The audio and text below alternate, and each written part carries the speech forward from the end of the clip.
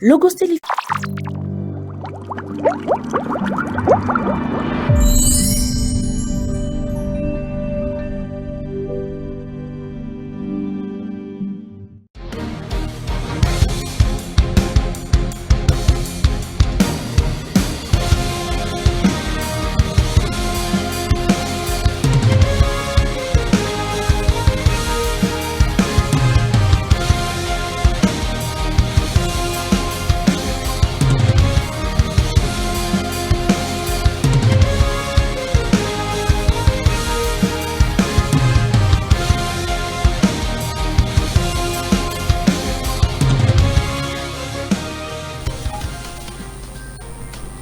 Vendredi 1er novembre 2024, Madame, Monsieur, il est l'heure de vous informer sur Logos Télévision.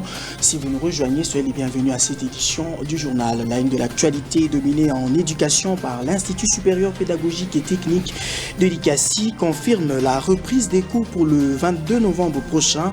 Devant la presse, le professeur ordinaire Emmanuel Banué-Cizé, directeur général de cette institution, a tenu à rassurer les anciens et nouveaux diplômés de l'ICASI et d'ailleurs sur les mécanismes déjà mis en place pour cette nouvelle année académique. Et puis en société, le marché central de la paix à Kikoula pourrait être un danger pour la population, à la fois sur le plan sanitaire et sécuritaire, si rien n'est fait en urgence. La population, craignant d'assister à plusieurs dégâts dans les tout prochains jours, plaide pour la construction d'un centre de négoce moderne. Madame, Monsieur, encore une fois, bienvenue dans cette édition du journal. Je l'ai annoncé dans le sommaire, lancement de l'année académique 2024-2025, lundi dernier par la ministre de l'Enseignement supérieur et universitaire à l'ICASI, plus précisément à l'Institut supérieur pédagogique et technique, ISPT l'ICASI. Toutes les machines sont en marche pour le démarrage des cours d'ici le 22 novembre prochain. Des cours, affirmation, comme je le disais, faite ce vendredi 1er novembre 2024 par le numéro 1 de cette institution supérieure. Le professeur ordinaire Emmanuel Banué-Cizé a rassuré les nouveaux et anciens étudiants sur le bon déroulement des activités durant l'année académique qui commence à suivre. Effectivement, Son Excellence Madame la ministre de l'Enseignement supérieur universitaire en République démocratique du Congo, la professeure Mbombo Mukuna, Safi a lancé officiellement le début de l'année académique 2024-2025 sur l'ensemble du territoire national, conformément à la directive de son Excellence, Monsieur le Président de la République, chef de l'État, Félix Antoine Tshisekedi Tshilombo, qui a émis le vœu de voir l'année académique, ou si vous voulez, la rentrée, la clôture de l'année académique, désormais harmonisée dans notre pays. Et de ce point de vue-là, nous voudrions d'abord saluer, au nom de l'Institut supérieur pédagogique et technique de l'ICASI, la volonté de Madame la ministre justement d'appliquer à la lettre cette directive de notre président de la République, d'harmoniser la rentrée académique et d'harmoniser aussi, nous l'espérons, la clôture de l'année académique pour permettre justement un bon déroulement de l'année universitaire. Alors, l'ISPT l'ICASI est effectivement prêt pour commencer déjà une nouvelle année. Nous avons déjà terminé l'année académique 2023-2024. Nous avons également terminé l'organisation des examens de rattrapage et les délibérations sont presque à la fin. Et le secrétaire général académique de l'ISPT, M. Eric Kaboulomana-Mbouté, m'a fait un rapport ce matin qui confirme effectivement qu'il a indiqué des dates que nous devons observer pour que le cours de cette année académique commence déjà d'ici le 22 de ce mois de novembre. Parce qu'il a indiqué clairement que le 9 novembre, il y aura donc l'organisation d'un deuxième concours d'entrée pour les candidats retardataires dans la promotion des recrutements, donc la promotion des bac 1, mais également pour les candidats qui veulent poursuivre leurs études dans les nouveaux cycles de master à l'ISPT Likasi. Donc ce concours sera organisé les 9 et les 15 de ce mois de novembre, selon toujours les communiqués du secrétaire général académique, les 15 novembre, on va accueillir les nouveaux étudiants. Donc nous serons le vendredi, je crois, le 15 novembre, c'est un vendredi. Et nous allons donc accueillir officiellement, dans la tradition de l'ISPT Likasi, donc dans la fraternité, dans la convivialité et dans le respect des lois et des normes de la République démocratique du Congo, nous allons accueillir les nouveaux candidats, ceux qui seront donc retenus au terme de 2 concours d'entrée en bac 1 et ceux qui vont être admis en master. Nous allons donc les accueillir le 15 novembre ici à l'ISPT dans la joie, dans la fraternité. Et le 22, les cours vont donc commencer selon les horaires qui seront élaborés par les chefs de département et les chefs de section sous la supervision bien entendu du secrétaire général académique. En société, la ville montagneuse de Likasi, autrefois paisible, est aujourd'hui plongée dans une atmosphère de peur et d'angoisse, particulièrement dans les quartiers Zout et La Niche. Les habitants vivent dans l'inquiétude constante face à la montée des actes criminels perpétrés par des personnes, des bandits à main armée. Cette situation alarmante nécessite une intervention rapide et efficace des autorités compétentes pour restaurer la sécurité et permettre à la population de retrouver la tranquillité et surtout de dormir paisiblement. Plus de détails dans cet élément de reportage signé d'Orsanyemwe.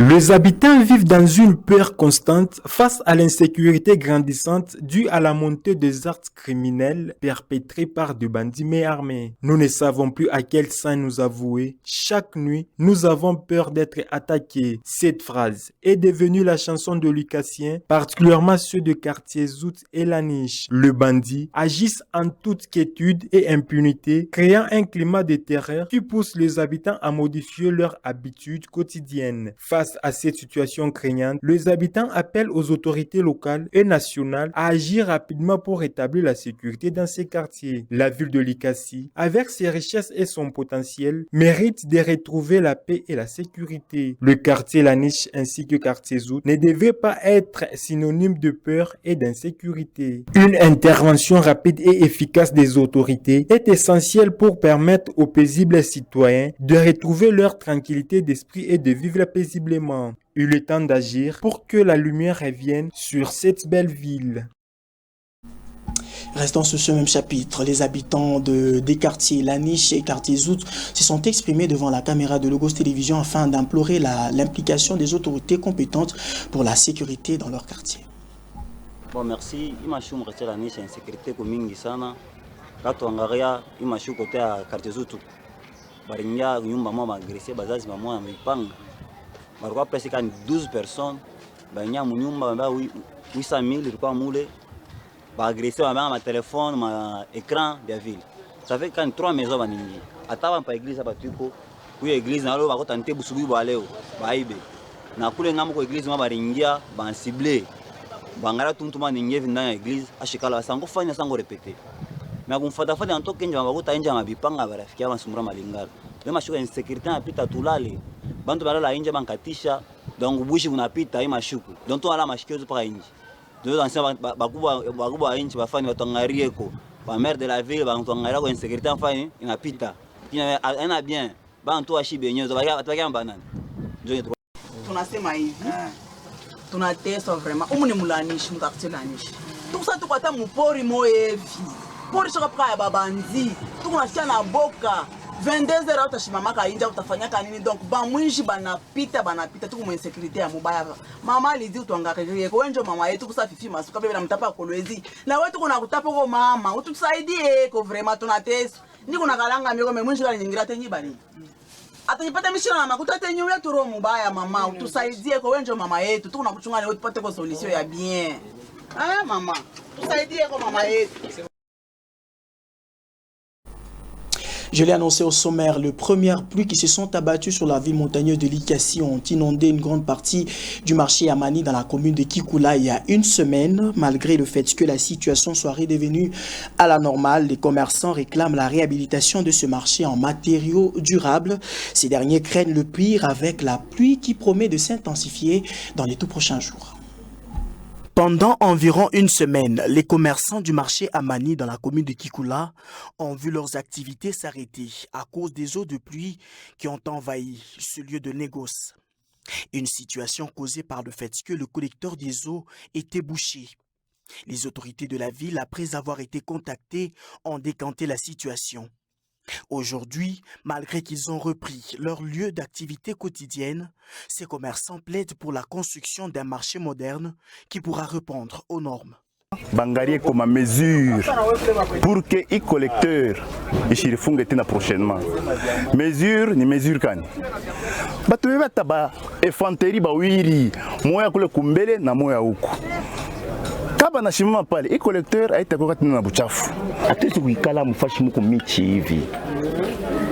Ni kitu kimoja kiko naonesha uzuni paske benzetu tuko naona mu mapei ingine benzetu beko na evoluer beko nenda kumbele. Mais si tunatoka kumbele tunarudia kumkongo. Oui, il est à l'homme qui est ça, soko ta cité, kuna potepoto wa mingi. Potepoto ikwako, mais il est à l'homme ça vile chabula rimwanga gravier. Ba mingi baruzombaka ni ba gravier barimwanga munsoko. Barimwanga na leo bingine beko nayo. Na bingine bana nayo. Kama tena kutaka tena bingine batakomanga ta gravier, batamanga ta bingine bana somba tena bango kombitala. Njo vile njo potepoto parce qu'il faut ni isheko. Njo ya vile.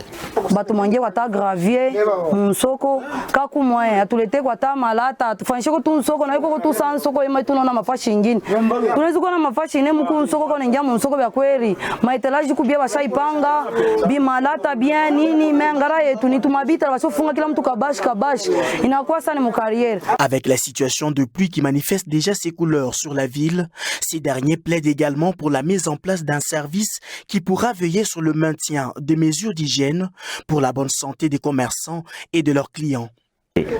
Kintu kia kabaila tunalomba kwa autorite atangarie kwa soko iko buchafu sana batengeneze soko Kongo kuna produire bushiku na muyua kama bangarie kwa problem ya soko kwa vile banatengeneza mabalabala so tutengeneze kwa soko tunashinda moya kuishi tuku bateau du jour encore kama batetwekea kwa turigere njua mambo ya buchafu bwa soko aina bien. Le marché de la paix est l'un des grands centres de négoce de Likasi qui permet aux Likassiens de se procurer différents produits, notamment la nourriture. Toujours en société, les premières pluies qui sont tombées sur la ville de Likasi ont suscité beaucoup de réactions dans les chefs de la population de la ville montagneuse, malgré le retard connu par rapport à la période habituelle des précipitations pluvieuses. La population se réjouit car elles annoncent déjà le début des travaux champêtres. Plus de détails dans ce reportage de Michel Kongolo-Djuramoya rendu par la rédaction. Les pluies qui se sont abattues ces 2 derniers jours du mois d'octobre 2024 annonce une nouvelle saison.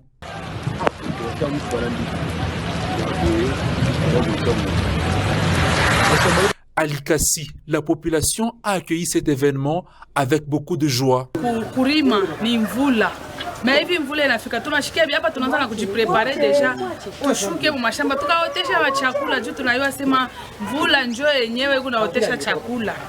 Bon, ainyesha tuna retard sana. Shi tunashikia bia kuku ya mwaka ingine kuyaka inanyesha na retard. Mais hii tunanyesha tuna retard sana juu deja 11 mois deja mvula isha kwanza. Hapa deja Une autre catégorie de la population qui cultive la terre se réserve de s'engager aussitôt à s'aimer pour plusieurs raisons. À la pluie qui vient de tomber ici à Likasi, bon, dans notre ville de Likasi, peut-être pas ailleurs, c'était déjà commencé, on ne sait pas. Mais ici à Likasi, la pluie vient de tomber avec un grand retard. Comme ça vient de tomber avec un grand retard, pour nous les cultivateurs, on ne sait pas, avec la pluie ici, si ça va continuer, ou bien s'il y aura encore une période là, ça va encore s'arrêter. Alors, comme ça vient de tomber avec un grand retard. On ne sait pas quelle sémence qu'on doit mettre, parce qu'il y a aussi les autres qui attendent la première pluie pour commencer maintenant à cultiver. Huku kulikasi inanyeshaka mwezi wa 11 jo mvula inanyeshaka. Vile kuna lipo. Huku bengine abayalima hata beko na chunga matrakter. Kila mtu akona modele yake ya kotesha, shi tunachukaka mvula inanyesha, bengine beko na bipanda paka vile. Bienvenue, Madame la pluie, pour arroser les sols qui donnent du travail à toutes les classes sociales sans la moindre demande d'emploi. Poursuivant ce journal, cette fois en politique, le gouvernement Souminois Toulouka a dévoilé à l'Assemblée nationale son projet de loi de finances pour l'exercice 2025, un budget ambitieux qui reflète les grandes priorités de la RDC, allant du renforcement des infrastructures au soutien à l'agriculture, en passant par l'amélioration de la sécurité et de l'éducation. Plus de détails avec Louange Ilonga dans ce récit. Le jeudi 31 octobre 2024, la première ministre congolaise, Judith Souminois Toulouka, a présenté devant l'Assemblée nationale le projet de loi des finances qui s'élève près de 50 milliards de francs congolais. Et lors de l'examen, le président de l'Assemblée nationale, Vital Kamerhe, s'est érigé en défenseur des enseignants, professeurs d'université, a plaidé pour l'augmentation de leur salaire. Nous avons parlé des enseignants. Mais ça prête à confusion. Les enseignants sont très mal payés. Mais les professeurs d'université, c'est encore une misère incroyable. Et il a été gentil en disant qu'un inspecteur des finances recruté aujourd'hui peut payer 4 professeurs, non. Il doit payer 12 avec son salaire. Les professeurs ordinaires n'ont pas plus de 3 millions de francs congolais, dans les sommets. Mon voisin ici n'a pas plus de 2 millions de francs congolais comme professeur. Et s'il n'était pas ici, il allait vivre comment? Ce projet de loi de finances, critiqué par l'opposition, le député Matata Pogno a notamment dénoncé les niveaux de corruption, le manque de respect de la chaîne de la dépense et de l'indépendance de la Banque centrale. Signalons également que ce projet de budget est soumis à l'examen de la Chambre basse du Parlement. Une fois adopté, le test sera transmis au Sénat pour un second examen. Chapitre sport à présent dans cette édition du journal. En prévision des éliminatoires de la Coupe du Monde, le sélectionneur de la RDC, Sébastien Desabre, a publié la liste des 26 léopards qui vont jouer la double confrontation entre la Mauritanie et le Sud-Soudan. Comme d'habitude, les techniciens français ont donc misé sur la continuité, désireux de conserver la bonne dynamique du dernier rassemblement du mois d'octobre, conclu par les 2 victoires contre les Taifa Stars de la Tanzanie. Plus de détails avec Donami Guébé dans ce reportage. Qualifiés pour la phase finale CAN Maroc 2025, les Léopards de la RDC vont chercher à se qualifier pour les échéances mondiales de football. Les Léopards de la RDC vont affronter la Mauritanie au stade de Martyrs de la Pentecôte le 15 novembre à 17 h et le Sud-Soudan le 20 novembre. Sébastien Desabre, sélectionneur de la République démocratique du Congo, a rendu public sa liste de 26 léopards. On va noter le manque de Dylan Batubisika, Arthur Maswaku, respectivement blessés, et le retour de Mukoko Amale et de Glody Lilepo. Voici la liste de 26 joueurs sélectionnés. Comme gardien, on retient Dimitri Bertrand, Lionel Mpassi-Nzaou et Badjo Siadi. Comme défenseur, on a Gédéon Kaloulou, Brian Bayeye, Dieu merci Mukoko Amale, Rocky Bouchiri, Enoch Inonga, Chancel Mbemba, Joris Kayembe et Vital Simba. Les milieux du terrain, Sébastien a retenu Samuel Mutusami, Edo Kayembe, Aaron Chibola, Charles Piquel, Grady Diangana, Gaël Kakuta et Glody Lilepo. En ce qui concerne les attaquants, Desabre a retenu Théo Bongonda, Meshak Elia, Silas Katompa, Jackson Mouleka, Johan Wissa, Cédric Bakambu, Simon Banza et Fiston Maele. L'objectif de Sébastien Desabre est de se qualifier pour la Coupe du Monde. Une autre information avant de quitter, toujours en sport, en prévision de la rencontre qui aura lieu ce samedi 2 novembre 2024 au stade Kibasa Maliba Lubumbashi. Bertin Makou, l'entraîneur adjoint des Jaunes et Bleus, était en conférence de presse d'avant-match ce vendredi 1er novembre 2024. Face aux journalistes, Bertin Makou a stipulé que les cheminots veulent garder leur bonne dynamique. Plus de détails dans cet extrait choisi pour vous par Laurent Gilonga. L'idéal serait de continuer dans cette lancée, parce que là, on a fait belle entame du championnat. Nous avons déjà 3 victoires dans notre JBCR, et notre souhait est de travailler dur et de maintenir ces caps. Donc, c'est ça notre souci. Nous sommes en train de travailler chaque jour d'arrache-pied pour garder cette dynamique. Donc, Bosco dispose d'une meilleure attaque jusque-là. Ça, c'est à féliciter, à encourager aussi les techniciens qui font du boulot de l'autre côté. Donc, bravo à eux. Et nous, de notre côté, on a toutes les informations par rapport à cette attaque. Et c'est à nous de travailler, de voir comment s'organiser défensivement pour maîtriser cette force, pour essayer de résister et s'opposer à cela et faire mieux que de façon à ne pas encaisser. Comme vous l'avez dit, jusque-là, nous avons aussi une meilleure défense. Donc, il faut solidifier encore cette défense en mettant une bonne organisation défensive sur le plan tactique et ça nous aiderait à le maîtriser convenablement. Et aborder sans les coachs titulaires, ça c'est la théorie, mais sur le plan pratique, nous sommes ensemble. C'est ça même une équipe. Je crois qu'une équipe, c'est l'ensemble de plusieurs personnes. Un staff, c'est l'ensemble de plusieurs membres. Nous travaillons en staff, nous travaillons en équipe. Le coach titulaire ne sera pas là physiquement sur le banc, mais sinon, de par le travail, il y a une interconnexion par rapport au travail. Et on est avec lui chaque jour aux entraînements et la philosophie reste la même. Je ne viens pas implanter ou mettre en place une nouvelle philosophie, non. Donc nous sommes sur cette même lignée en gardant cette dynamique d'efficacité que le principal a pu mettre déjà dès l'entame. Nous continuons, comme je l'ai dit, sur cette lancée. Donc on va jouer sans... Et nous avons tout notre effectif. Il n'y a pas de petits soucis par rapport au groupe. Le groupe est serein et le moral au bon fixe. Et puis la santé physique, elle est bonne. Il n'y a pas de petits soucis de ce côté-là. Bon, je suis aussi surpris qu'il soit suspendu. J'ai vu l'arbitre venir et après il est rappelé. Le coach était sur le banc. Il a rappelé puis il a sorti un carton rouge. Moi, personnellement, ça m'avait surpris. Et je ne comprenais pas quelle était la raison. Il ne faut pas se faire pression et Bertin ne se fait pression de rien. Un match de football nous a toujours réservé des surprises. C'est par cette information en sport que se referme cette édition du journal. Je vous rappelle à présent les principaux titres. À la ligne de l'actualité en éducation, l'Institut supérieur pédagogique et technique de l'ICASI confirme la reprise des cours pour le 22 novembre prochain. Devant la presse, le professeur ordinaire Emmanuel Banoué-Cizé, directeur général de cette institution, a tenu à rassurer les anciens et nouveaux diplômés de l'ICASI et d'ailleurs sur les mécanismes déjà mis en place pour cette nouvelle année académique. Et puis le marché de la paix à Kikula pourrait être un danger pour la population à la fois sur le plan sanitaire et sécuritaire si rien n'est fait en urgence. La population craignant d'assister à plusieurs dégâts dans les tout prochains jours plaide pour la construction d'un centre de négoce moderne. Madame, Messieurs, c'était le journal de la rédaction française de Logos Télévision. Merci de nous rester fidèles. Le programme continue sur nos antennes.